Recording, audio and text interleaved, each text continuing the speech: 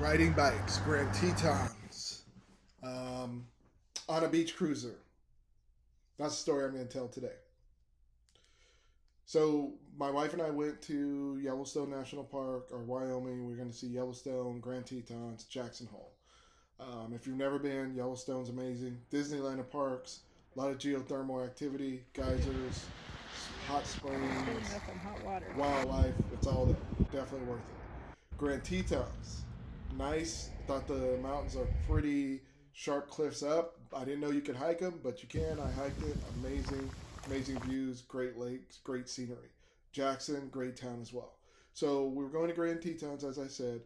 Our base was in Jackson Hole, which is about 15-minute drive out from the Grand Tetons National Park. So we decided one of the days, we had 3 days, so we did a loop, which I highly encourage you go drive around and see all these picturesque scenic spots. And then one of the days we were going to hike, and the other day we were going to just ride bikes around it. So we saw this electric bike area shop, and we were going to get bikes from there. But the morning when we woke up, we also saw our hotel had bikes. So my wife's like, why don't we do these bikes? We might as well save money. We don't need to spend money if we don't have to. She's a little bit frugaler than I am. And these were beach cruiser bikes, or beach cruisers. So beach cruisers, usually around town and all of that. They don't change gears. You got the old-fashioned brakes, all of that stuff. So I was kind of like, I don't know. And there's, a couple of reasons for that. These are beach cruisers. The ride to the Grand Tetons, it's 20 miles.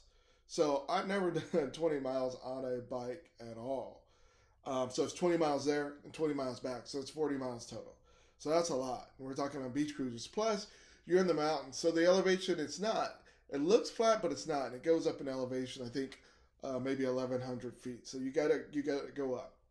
But I'm like, okay. But my instincts were like, probably not. But I did go with it, my wife said. So we get on the bikes. My wife's gone. She gets on, and not even waiting for me to get. So she's already gone. She's out. I get on, I'm pedaling. Everything seems fine, but I really can't catch up with her for some reason. It doesn't seem like I get traction. I just think a beach cruiser, that's what it is. But I'm like, no way she can ride faster than me. But anyway, so we're riding in, and we're about 10 minutes in, my chain pops. Minor bike. So I get off, fix it. I don't really think anything of it. That happens. Take me back to the day when I used to fix my own bikes. I get on, we're fine. 4 or 5 minutes later, the chain pops again. Just a little mechanical issue here. Maybe a third, almost halfway into it, but not quite. So now I'm at a turning point because I'm like, why is this chain pop again? Plus, I can't catch my wife traction wise. I can't catch her, and I know she's not faster than me. I know that. But anyway, so she comes back. She's looking at me crazy, like I'm just making up this story, like I'm being difficult. But I'm like, I don't know. But she's like, you want me to ride it?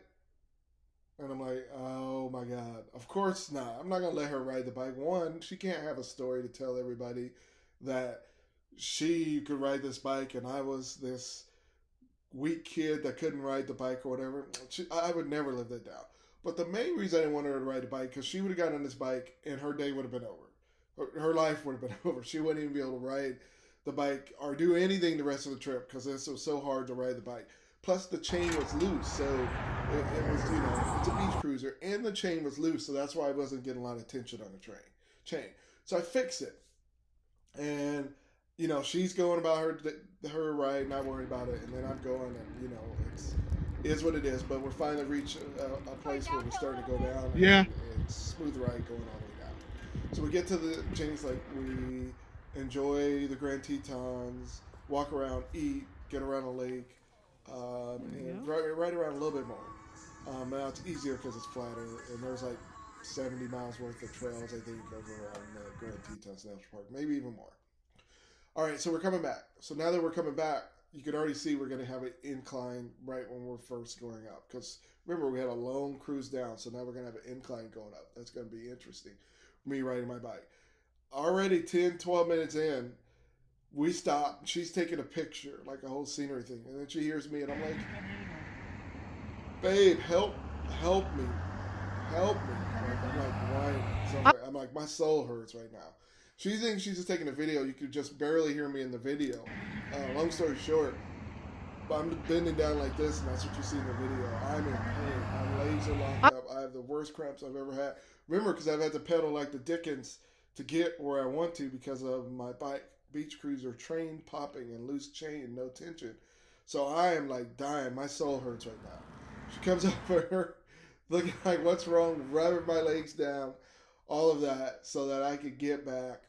All while my chains popping, all the way back, and all of that. We enjoyed our time, but I'll remember that. And we got back. You know, I was definitely hurt. Had to rest. Um, you know, my long story short, get the e-bikes. I got a whole story on that. I'll tell. But next time, I'll just go to 96. And that was my riding bike story.